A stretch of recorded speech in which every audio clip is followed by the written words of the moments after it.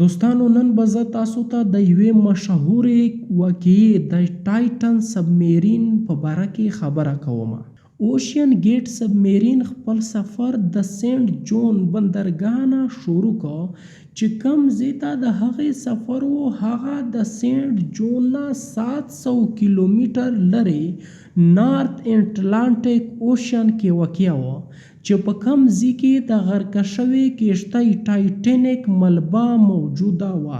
د اتوار په ورځ 18 جون 2023 ته ټایټن سبمیرین خپل سفر شروع کړ او په خپل سفر شروع کولو نه اول په ټایټن سبمیرین کې څه غلطي پیدا شوې وه خو د بېغورۍ په وجه سره په هغې باندې پوره توجه نه کړه او ټایټن سبمیرین یې خپل منزل طرف ته روانه کړه او هغه غلطي څه وه.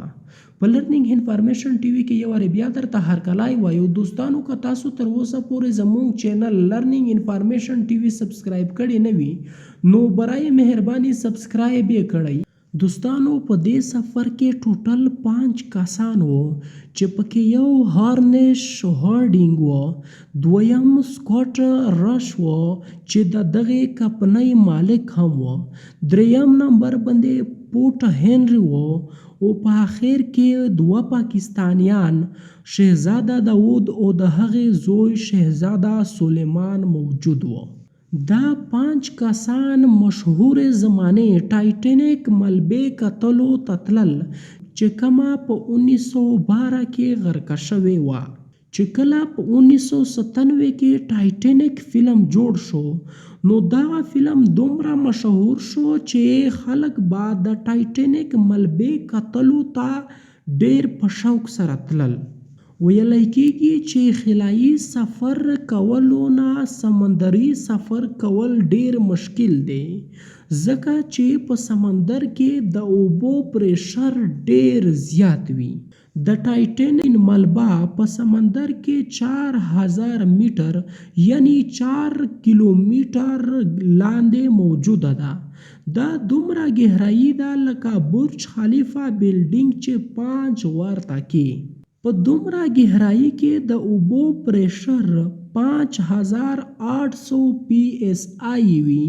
دا دومره زیات پریشر دی لکه په یو سکویر انچ ځای باندې چې پوره هاتي ودرېږي.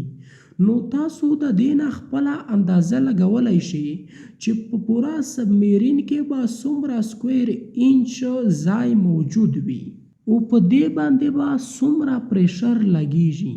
خو خیر چې کله په 18 جون 2023 باندې ټایټن سبمیرین خپل سفر شروع کړ نو عموما ټایټینیک ملبې ته رسولو دپاره به 2 غنټې سفر و خو چې کله ټایټن سبمیرین 1 غنټه 45 منټ سفر وکړ نو پاس ولاړه کښتۍ پولر پرنس سره یې رابطه کټ شوله.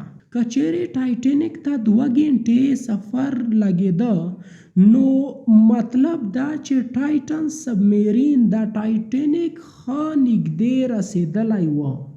د سمندر په دومره زیاته گهرایي کې د رابطې کټ کېدل خو یوه عام خبره وه ځکه دوی دا خبره دومره سیریس وانخیسته.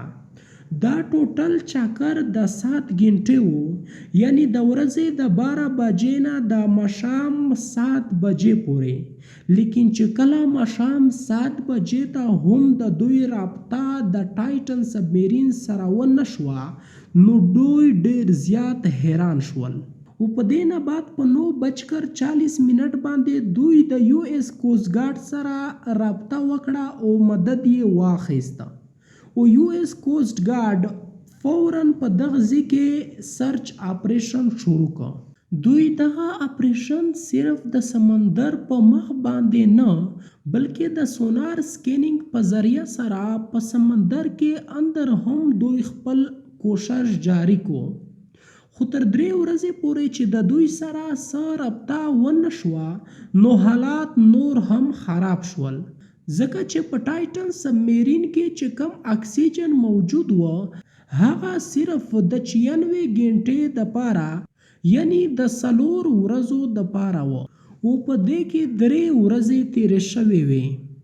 نو په 22 تاریخ د ورځې په 12 بجې باندې دوی خپلې ROVs یعنی د اوبو کیمرې د ټایټینیک د ملبې په طرف ولېږلې. نو هلته چې دوی څه ولدل هغه یقینا ډېر افسوسناک و چې په 3:48 باندې ROVs ټایټینیک ملبې ته ورسېدې.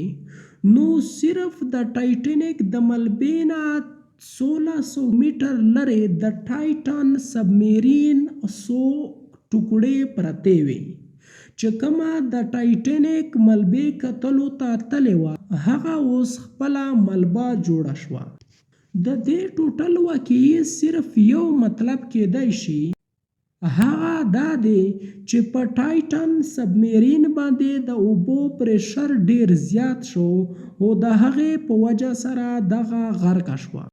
د اوشین ګیټ مالک چې په دې حادثې کې په خپله هم موجود و په 2021 کې د ویلي و چې د ټایټن په جوړولو کې د څه قانون هم مات کړي دي.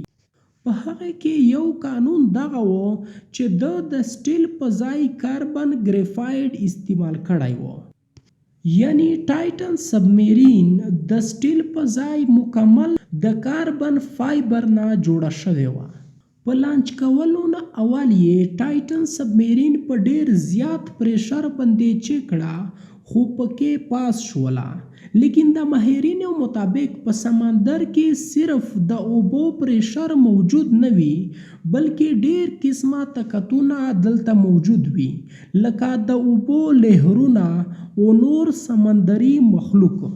نورې چې څه هم غلطیانې وي خو یوه په ټولو کې لویه غلطي دغه وه چې دوی د سټیل په ځای کاربن فایبر استعمال کړی و او په کاربن فایبر شي لچک موجود نه وي حالانکه په سټیل کې لچک موجود وي چې د هغې په وجه سره ټایټن سبمیرین د اوبو پریشر برداشت نه کړ او غرقه شوله. امید لرم چې دا ویډیو به هم د ستاسو ډیره خوښه شوې وي.